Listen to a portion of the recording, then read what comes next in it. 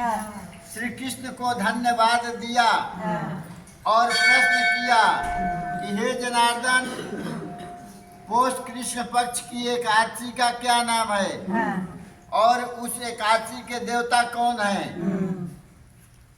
भगवान कहने लगे कि हे धर्मराज, मैं तुम्हारे स्नेह के कारण तुमसे मैं यह कथा भी कहता हूँ।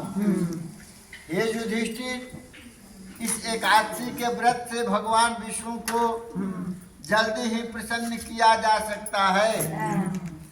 इतनी प्रसन्नता तो बड़ी बड़ी दक्षिणा से पुष्ट यज्ञों के द्वारा भी संभव नहीं है। अतः इस व्रत को अत्यंत भक्ति और श्रद्धा से युक्त होकर करें। पौष महीना के कृष्ण पक्ष की एकादशी को सफला एकादशी कहते हैं। इस एकादशी के आराध्य श्री नारायण हैं। इस एकादशी के दिन श्रीमन नारायण का विधि पूर्वक पूजन करना चाहिए। जिस प्रकार नागों में शेषनाग, पक्षियों में गरुड़, ग्रहों में सूर्य चंद्रमा, यज्ञों में अश्वमेध और देवताओं में भगवान विष्णु श्रेष्ठ है, उसी तरह सब व्रतों में एकादशी व्रत श्रेष्ठ है। जो व्यक्ति इस एकादशी का व्रत करते हैं वे विष्णु को परम प्रिय है। हे कुंती पुत्र, अब मैं इस व्रत की विधि कहता हूँ।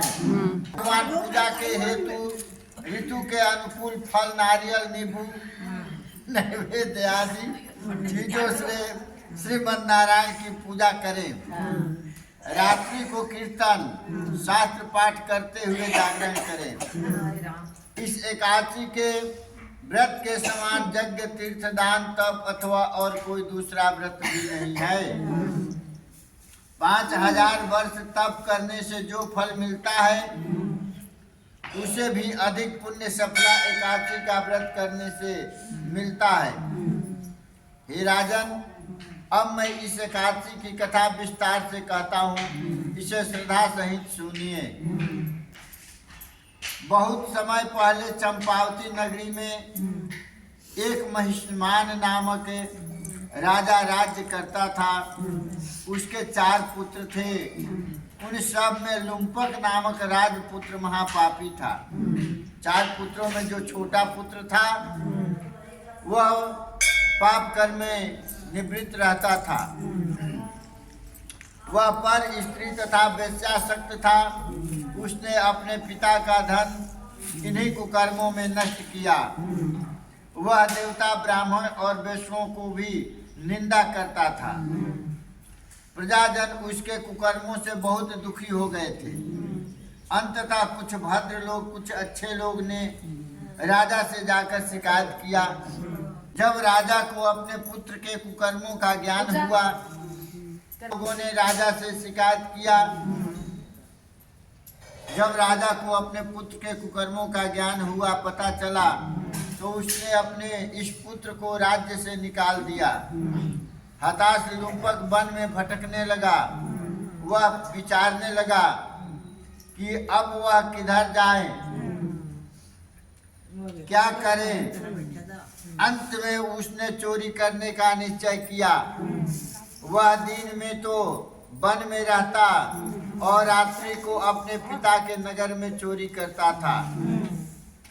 इस प्रकार प्रजा को तंग करने का क्रम चलता रहा। सारी नगरी लुम्पक के इस चोरी से भयभीत हो गए। वन में भी पशु पक्षी आदि को मारकर खा जाता था। यदि कोई उसे नगर में चोरी करते पकड़ भी लेता तो राजा के डर से छोड़ देता था। कभी कभी प्रभु की कृपा अनजाने में भी मिल जाती है। लुम्पक के साथ यही हुआ। उस वन में जहाँ लुम्पक रहता था, एक अत्यंत पुराना पीपल का पेड़ था। प्राचीन पीपल का पेड़ था। उसी पेड़ के नीचे महापापी लुम्पक रहता था। इस वन के लोग इस प्राचीन पीपल वृक्ष को की दशमी के दिन लुम्पक वस्त्रहीन होने के कारण शीत की सारी रात्रि सो नहीं सका। उसके हाथ पैर अकड़ गए। इतने ही नहीं, रात्रि को उसने जैसे तैसे काटी, परंतु सूर्योदय से पूर्व ही पहले ही वह मूर्छित हो गया। अगले दिन एकादशी को मध्याह्न के समय, दोपहर के समय सूर्य की गर्मी से उसकी मूर्छा दूर हुई। होश में आकर गिरता पड़ता वह भोजन की खोज में चला गया, परंतु शक्तिहीनता कुछ खाया नहीं था, इसलिए चलने फिरने में भी असमर्थ था।